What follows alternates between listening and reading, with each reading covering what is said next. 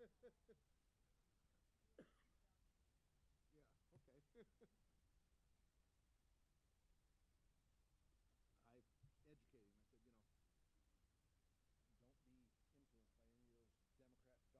by any of those Democrat dog treats, you know. He says, I don't care.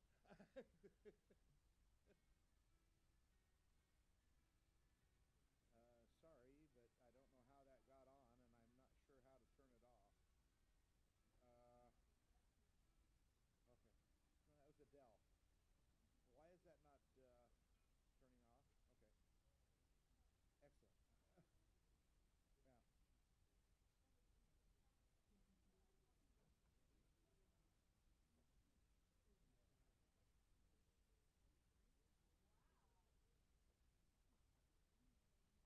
Yeah. The only problem with that is there's not a motor on it. It's screen energy. Yeah. When he gets his head. My goal in life is to live long enough to get a hover round. Those look like they're fun. Oh, you can get a funny one.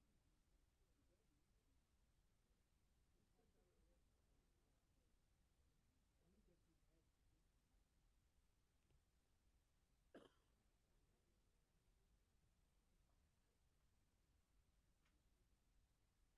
Hi there, how are you doing?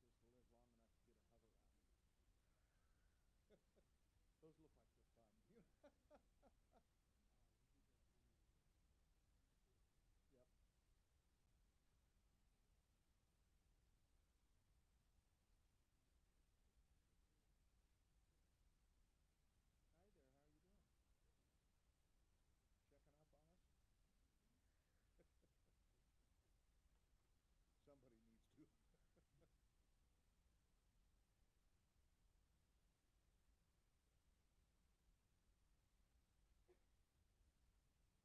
Somebody needs to.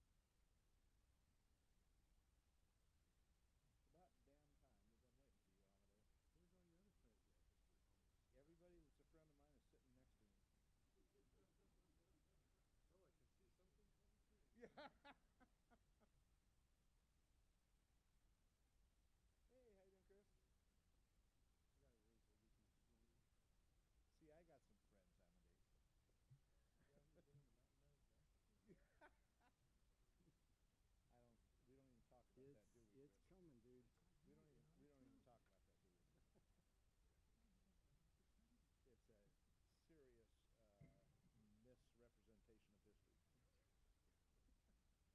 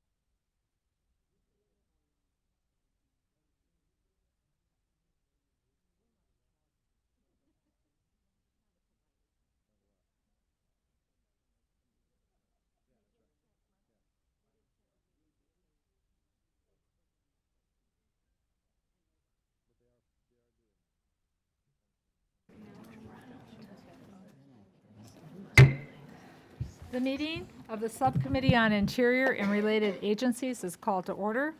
Good afternoon. Today we will consider the fiscal year 2020 Interior, Environment, and Related Agencies bill. I want to thank the chairwoman of the full committee, Ms. Lowy, for her leadership in putting forward a full slate of allocations in the beginning of this process, which has helped us make informed decisions in this bill before our administration, including those that would have harmed the ability of the EPA to keep our communities safe and healthy. The President's budget defunded the Land and Water Conservation Fund, decimated scientific research to combat climate change. Instead, today, we are choosing to make important investments to protect the air we breathe and the water we drink. We are prioritizing our federal trust and treaty responsibilities to provide for the health, safety, and education for our Native American brothers and sisters. For fiscal year 2020, the subcommittee is recommending a total of $37.3 billion in discretionary funding. That's an increase of $1.7 billion over last year's enacted level. There's also an additional $2.25 billion in the fire cap adjusted funds for suppression and operations. These critical funds allow the Forest Service to fight wildland fire without borrowing from non-fire programs. The Interior bill is a product of hard work and collaboration. This subcommittee held a total of 16 hearings, including 2 days of American Indian and Alaskan Native public witness hearings, non-tribal public witness day, and a member day. A total of 123 individuals representing the executive branch, Congress, state, tribal, and local governments, and the general public testified before this committee. We received nearly 2,500 requests from members of Congress, and we worked hard to create a bill that reflects the priorities of the entire House. And I am pleased to report that we fulfilled, either in total or part, more than 93% of those requests. This bill continues our subcommittee's nonpartisan approach to addressing issues facing our Native American brothers and sisters. And I am committed to honoring our trust and treaty obligations, and I am proud that this bill continues to move us forward in the right direction. The fact is that this bill invests over $10 billion to support and strengthen tribal self-determination, including $1 billion, the highest funding ever recommended for the operation of Native American education programs. This bill also provides funding to protect and preserve our landscapes and our biodiversity, providing increases of $36 million for fish and wildlife, ecological services, and National Wildlife Refuge, $29 million for tribal resources programs, and a total of $45 million for our national monuments. An additional total of $524 million is provided for the Land and Water Conservation Fund, which was permanently reauthorized earlier this year. We've included I'm going to have to take a drink of water. I'm just going to admit it. We have included $244 million for the federal program and $280 million for state and local program. As part of LWCF, the Forest Legacy Program will receive $75 million, and the American Battlefield Program will receive $15 million, both increases over the enacted level. Ensuring that all Americans have safe drinking water is a top priority of this bill. We fully fund the Drinking Water State Revolving Fund at the authorized level of $1.3 billion and provide an additional $231 million to address targeted drinking water and wastewater needs. This issue includes addressing lead in water and ensuring that all Americans have access to drinking water which meets a minimum health standard. It also reduces sewer overflows that can contaminate sources of drinking water. This bill also provides $18 million in new funding to the EPA to establish drinking water standards for PFAS chemicals to create a Superfund cleanup standards. These chemicals are present in the environment and they're present in our bodies. And we are directing the USGS and the EPA to work together to understand and address the contamination of our drinking water supplies. This bill also increases funding for the National Institutes of Environmental Health Science and the Agency for Toxic Substances and Disease Registry by $6 million to support the EPA's research needs. And finally, this bill shows that we're serious about addressing climate change and taking on polluters. Our funding increases recognize the importance of science to understand and address the impacts of climate change on our natural and cultural resources, ecosystems, and human health. The bill boosts funding for climate change research, greenhouse gas emission tracking and reporting, and energy and water efficiency programs in the EPA.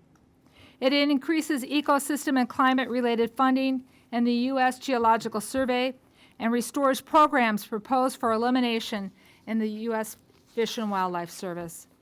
The bill provides $12 million for energizing insular communities to reduce the insular areas' resilience and expenditures reported. It's going to work to develop domestic energy sources and improve the performance of energy infrastructure. The bill makes numerous investments in the health of our communities and our environment, including an additional $40 million for compliance and enforcement activities in the EPA, $15 million for tribal resiliency programs, and an additional $10 million for Forest Service research and development critical to forest health, particularly with respect to climate change and watershed improvements. A 47% increase for the environmental justice funding at the EPA to assist state and local partners on better incorporating environmental justice into considerations when making decisions. And I'm exceptionally proud of the work that this subcommittee did. And I mean that. Mr. Joyce, his staff, and my staff, and everyone in our personal offices has done a lot of work to produce this bill. And I want to thank each and every one of you for your engagement and for your commitment, because you've been working very hard since last year. We know that we will have additional work to do in negotiating with our Senate colleagues and this administration. However, the White House has indicated that it's not likely to negotiate a budget deal until next fall. My colleagues on this committee understand all too well we simply cannot afford to wait that long. We shouldn't let inaction by another branch of government stop us from moving forward a good bill for the American people. And this is a good bill.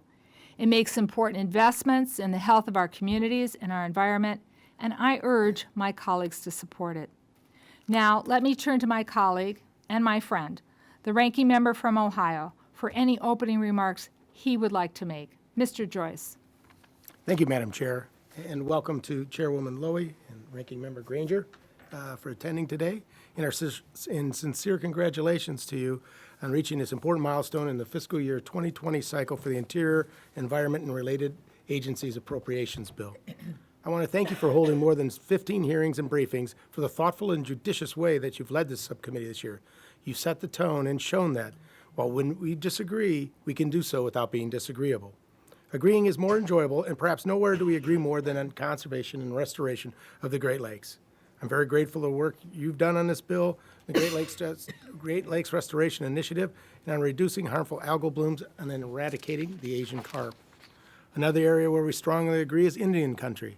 It is a testament to you and the rest of the members on this subcommittee that we continue our nonpartisan approach to programs for American Indians and Alaska Natives, which constitute roughly 1/4 of this bill. In this often hyper-partisan environment, the work we do together on behalf of Indian country is a welcome change. I also want to thank you and your staff for making a genuine effort to accommodate Republican requests in this bill. Many of these requests are bipartisan priorities. Many others address matters back in our district that will be appreciated by our constituents, regardless of party. But there are several policy matters about this bill that concern me. There are a number of bill language provisions and report language items we agreed to in conference for the past several years, and unfortunately, those items have fallen out of this draft.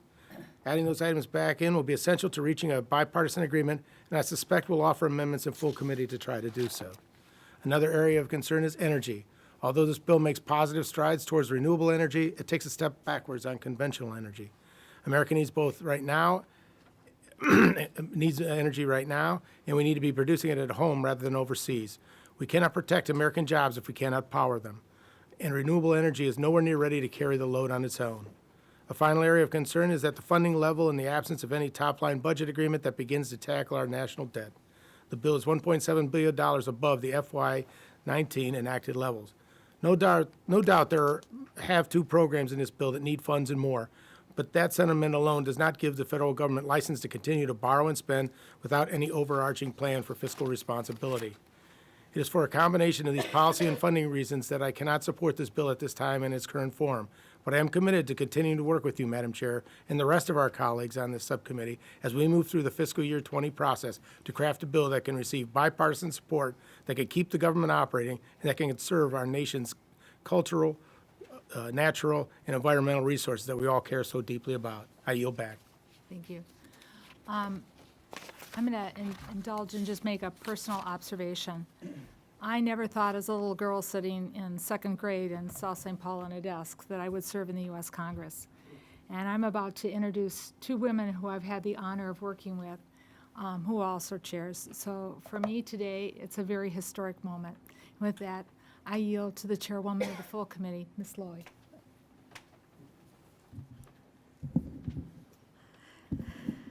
Thank you for, is it on? Yes. Thank you for that very kind, generous introduction. I don't know that I thought about it either. But it's a pleasure to be here in this capacity and frankly, to have the responsibility to make our community, make this world a better place is really very, very special. And so I'm honored to serve with you and the good men who are on this committee. And of course, in addition to my wonderful partner. Thank you. Thank you, Chair McCullum and Ranking Member Joyce, for your efforts on the bill before us. I also want to thank the subcommittee staff for their hard work. This week, we continue an orderly appropriations process aimed at getting the people's business done on time. House Democrats are fighting to give every American a better shot at a better life. Our bills break with the senseless austerity of recent years in favor of robust funding for initiatives that truly make a difference in the lives of working families. With increased investments through this committee, we can rebuild our crumbling infrastructure, protect our environment, and improve the health of Americans. As stewards of the taxpayer dollar, this subcommittee is obligated to make sound investments that protect the health and safety of Americans, preserve our rich cultural heritage, and conserve our environment for the benefit of future generations. The fiscal year 2020 Interior and the Environment Appropriations Bill marks a serious investment in each of these priorities, with much-needed increases after years of inadequate funding. The Environmental Protection Agency is charged with protecting the air we breathe and the water we drink. This bill would fully fund the Drinking Water State Revolving Fund and provide increases to address lead and other contaminants in drinking water, as well as additional funding for the EPA to quickly establish drinking water and cleanup standards for the PFAS chemicals. It includes $1.21 billion for the EPA Superfund program to continue important work at sites across the country, including two in my district, the PCB cleanup of the Hudson River and the Magna Metal site that was added to the National Priorities List just 2 days ago. EPA's geographic programs serve to protect public health while also ensuring the health of our most important ecosystems. For example, investments in the Long Island Sound Regional Program has reduced levels of nitrogen in the water and improved the overall health of the watershed's ecosystem, contributing to both enhanced recreational and business opportunities. This bill would provide $20 million to build on that work. Conservation is at the core of the Department of the Interior's mission, and the bill increases funding for the Multinational Species Conservation Fund, which would enable the United States to lead the way in protecting threatened and endangered species worldwide. This bill also increases funding for the National Endowment for the Arts, National Endowment for the Humanities, and the Heritage Partnership Program. These programs strengthen our country by enabling Americans of all ages to study the arts, culture, and history of our nation. Finally, climate change is the greatest environmental crisis that humanity has ever faced.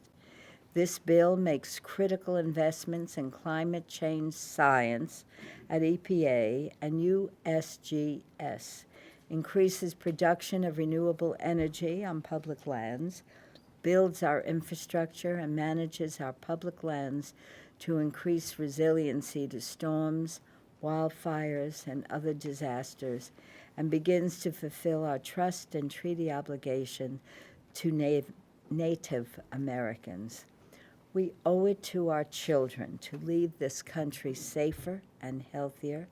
I urge support for this important bill, and I want to thank you again, Madam Chair, and our good partner on the other side of the aisle, and I know how well you two work together, and of course my partner. And I also want to thank the staff because they have been invaluable. And I want to say this, I really feel this from the bottom of my heart. You know, we get all this credit, and we certainly work together in partnership, but the staff is extraordinary. So without mention each and every staff person on both sides of the aisle, I really want to thank you because you make us look so good as we're doing the right thing. Thank you very, very much. With that, it's my honor to yield to the gentlewoman from Texas, the ranking member, Ms. Granger. Thank you, and thank you for the good work you've done on this. It's very important. I never served on this subcommittee. I served on 8 of the 12, but not this one. And the richness of the issues that you deal with, you're the perfect person to be chairing this, and congratulations. There are many programs in here that are approached in a bipartisan way, and we appreciate that. For example, the bill includes significant funding for wildlife suppression, certainly not a partisan issue. It'll help prevent the devastation we've seen in recent years. The bill also leverages federal dollars to finance more than $8 billion in water infrastructure projects and continues to drive down the maintenance backlog at our national parks and other public lands and museums. Another bright spot is in wildlife conservation, where the bill steps up efforts to stop the international trafficking of endangered species. Very, very important to all of us. It also takes an important first step in a promising new and bipartisan approach to managing wild horses in the open range. I hope members can continue to find common ground on this difficult issue. My concerns are with some of the policy proposals and the funding levels. There are several policies that were included in prior years that have fallen out of this bill, provisions that would protect traditional hunting, ammunition, and fishing tackle, provide regulatory relief for farmers and livestock producers, and support state-led conservation of sage grouse. As I've mentioned, other markups also have concern about the total funding level in this bill and others the committee's considering. The Interior bill's allocation is 5% above last year, which includes an 8% increase for the Environmental Protection Agency. This is not justified given that our nation is already $22 trillion in debt. We need bipartisan consensus on a top-line funding level. We all know that, and have a plan to avoid sequestration going into effect next year. That would be a great tragedy. We must address these policy and funding challenges as we move through the appropriations process. In closing, I also want to recognize the subcommittee members for their dedication to the programs in this bill, and to thank my staff, Darren Benjamin, Kristen Richmond, and Adrian Walker, as well as the majority staff. Thank you, Madam Chair, and I look forward to working with you on this. Thank you. We really do have a great committee. I feel truly blessed with the members that are here. Are there any other members wishing to speak? Ms. Lawrence? I just want to thank you and your staff, Madam Chair, for the hard work that you put into the funding. I'm thrilled to see that the bill and report includes many priorities that are important to my district and my state. This great bill that delivers robust funding for our critical programs, protects our public land, safeguards our environmental health. You know, I represent Michigan, and having gone through the lead poisoning, have such a sensitive awareness to what is our responsibility for clean, safe, and I like to add affordable drinking water in America. I'm encouraged to see that we will continue strongly funding programs that provide access to safe, clean drinking water. This bill also commits to eliminating pollutants and contaminants like lead, and also another issue with me representing the Great Lakes is PFAS in our neighborhoods and in our schools. I just want to restate my thanks to the chairwoman and for the hardworking committee staff on drafting this great funding bill, and I look forward to submitting the whole bill. And what we do to our drinking water in America that we so often take for granted is a life quality issue. And as we saw in Flint, it is one that we can never lose focus on. And thank you. Thank you for your guidance and support in this issue. Thank you. Thank you, Ms. Lawrence. Anyone else wishing to make a comment? Are there any amendments to the bill at this time? Hearing none, I'd like to recognize Ms. Pingree, the Vice Chair of the Subcommittee, for a motion. Thank you, Madam Chair, and thank you to you and everyone else on the team for such a good job and working hard on this bill. I move that the bill be favorably reported to the full committee. All in favor of the motion, say aye. Aye. All those opposed, say nay. Nay. The ayes have it. The motion is approved. I ask unanimous consent that staff may be permitted to make technical and conforming changes to the measure just approved without objection. So ordered. A bit of housekeeping. Please make sure you leave your materials at the table. Now that the subcommittee has had this moment, and it was a moment for me, the meeting stands adjourned.